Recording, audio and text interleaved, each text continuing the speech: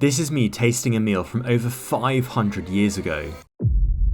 Every day this week, I'll be cooking a new meal and rating how good it is. But every day I go back 100 years to find out if food has actually improved, or whether today is all just too processed. So here we've got a pretty standard 2025 meal, a lovely looking curry. Let's give it a taste. Each meal will be a typical dish from the century, and I'll be judging each one. So let's see if food was any good in the past, if it was easy to make, and see how it compares to modern food. Every time, so good. Familiarity, it's a 10. So familiar with this.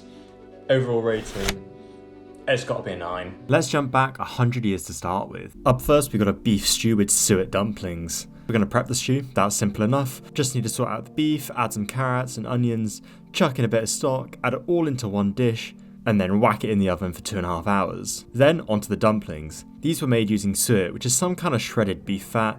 Never really had it before, but you whack those into the stew with 20 minutes to go, and then it's ready to eat. But before we try the meal, let's look at what was happening in the world 100 years ago. The world of 1925 was still deeply shaken by the effects of World War I. Food-wise, canned goods, processed foods and cocktail culture were taking off, and the rise of urban restaurants changed how people dined. And I think where the suet dumplings really come into play is almost acting a bit like a pastry, but instead of using puff pastry, you've got that as sort of your carbohydrate.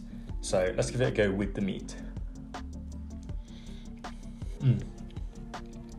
It tastes more like a traditional pie that I'd be used to. In terms of sort of familiarity, I'd say this is probably on like a 9 on the scale, so I'm very familiar with this. I can't say I'm absolutely enthralled by the taste, but I think it's sort of slightly creeping into this sort of older practices that have maybe faded out a little bit now into almost the modern period. Quite honestly, it's taken 3 hours to make. Really easy to prep.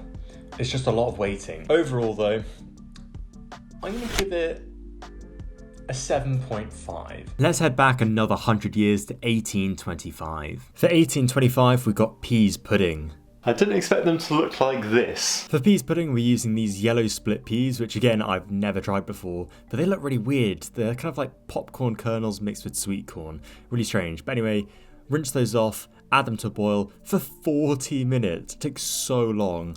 Anyway, let those boil, and it turns into this awful looking mush. Ugh, grim.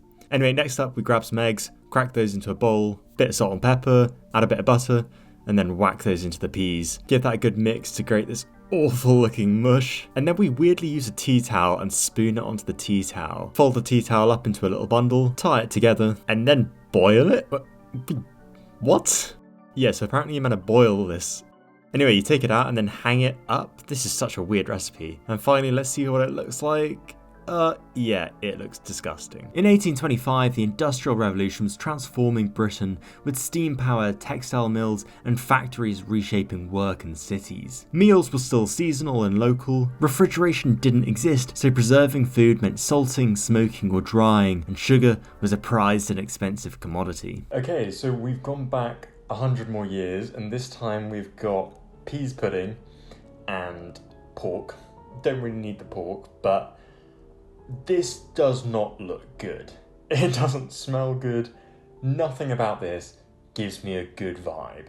What makes this worse is that it took quite a long time to make. My first thoughts are kind of apprehension. It kind of smells like egg, so I'm sort of thinking of it like a pea omelette, something like that. I suppose let's dig in. Let's try some of the meat first. It's just like bacon or gammon. It's pretty standard. Oh, right. Now, it doesn't smell great. I have to say that. So I'm very nervous to try this. I am a fussy eater anyway, so yeah, here goes.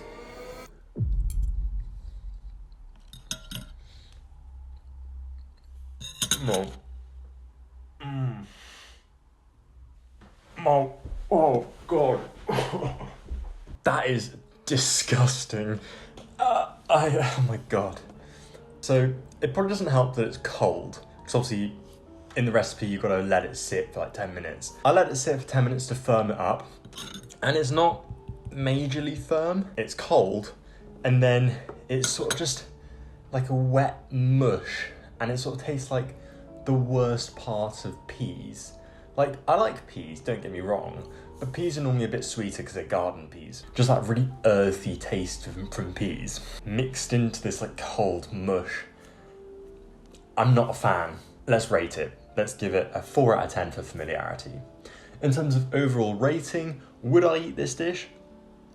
Absolutely not. The peas pudding, I'm gonna probably give a 1. It's honestly terrible. 1725. For 1725, we're making a lamb broth. Just gonna add some water into a saucepan to start with. Next, we're cutting up a bit of lamb. The recipe suggested using neck, but I couldn't really get access to that, so it's gonna have to do. Next up, we grab some parsley, rosemary, thyme, cut them up and chuck them into a saucepan to boil. Add a few more herbs, and then we finally add in some crusts of bread, a few carrots, and that's ready to go. This one looks a bit weird, I can't lie. In 1725, the Enlightenment was flourishing across Europe, with thinkers like Voltaire and Newton reshaping views on reason, science, and society. In the kitchens of Europe, chocolate, coffee, and tea were new and fashionable luxuries, while most people still lived on grains, root vegetables, and preserved meats. Okay, it's finally time to try the 1700s dish. Now, this is a mutton broth. It doesn't look very brothy, and that's because I've added bread. So the recipe said to add a crust, and you can take it out, but I've left it in. So first impressions is it's very thick, very bread-like. Let's give it a try. I mean, the lamb tastes good, the mutton, but otherwise it's sort of just like a thick bread. Overall, it's actually alright. In terms of familiarity, it's not quite a broth, it's not quite a soup or anything like that, it's quite different. Familiarity, I'll maybe give it like a 6. I'll give it a 6.5. Like, honestly, I could eat this.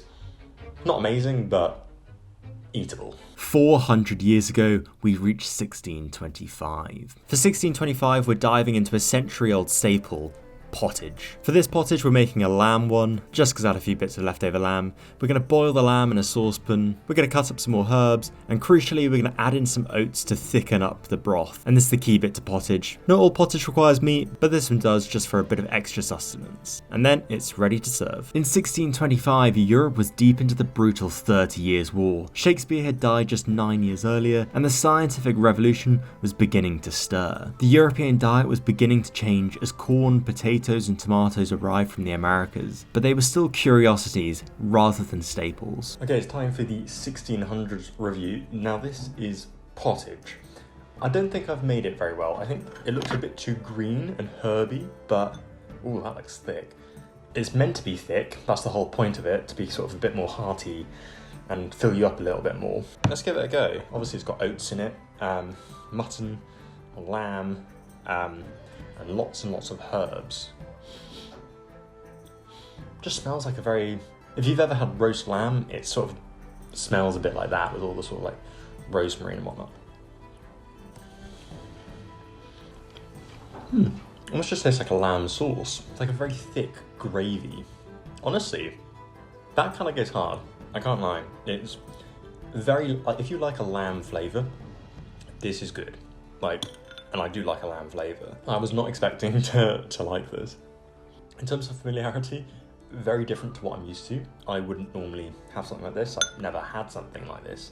So in terms of familiarity, I'd probably sort of give it maybe like a 4.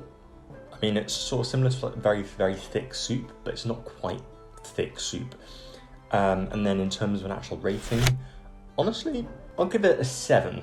Like, it's decent. It's the final day, which means we've reached 500 years ago to 1525. And finally, for 1525, we have another pottage, but this one's quite different because it's not using any meat. This one's a cabbage pottage. I'm going to start off by cutting up the onion and the cabbage, whack some butter into a pan. I'm going to add the onions into a pan to simmer for a little bit before finally adding the cabbage. Next, we're preparing a stock. For this, I've just cheated by using a stock cube. Going to mix it all together, and then we're going to pour that into the pan. Next up, add the herbs and spices. For this, I have used mixed spice, which wouldn't be readily available in the 1500s, but I took a few liberties here as it was the last day, and then it's ready to serve. In 1525, Europe was in religious turmoil as the Protestant Reformation swept across the continent. European diets relied heavily on bread, porridge, salted meats, and root vegetables. They had no potatoes, tomatoes, or chocolate yet, and spices like pepper and cinnamon were treasured imports from Asia. Okay, it's time for the final review. Now, this one we've got...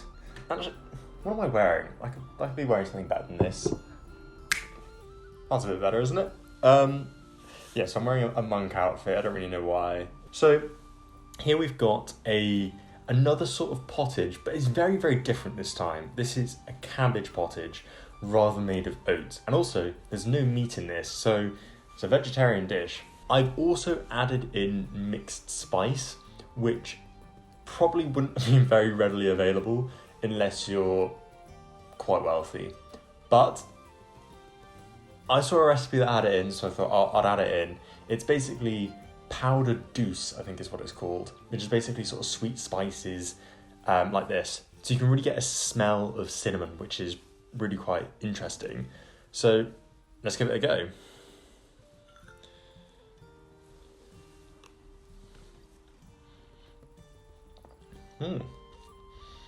It's got quite a strong flavour to it. It's almost like if you've ever had ramen noodles often have that sort of like brothy flavour to them that's quite strong. It's almost got that umami flavour to it. So it's actually quite nice. Like, I'm kind of surprised, I can't lie. I am not a fan of cabbage, but this is, honestly, this is actually way better than I expected. For a cabbage dish with no meat, this was the easiest thing to prepare so far. Probably tastes up there with the best. So let's rate it.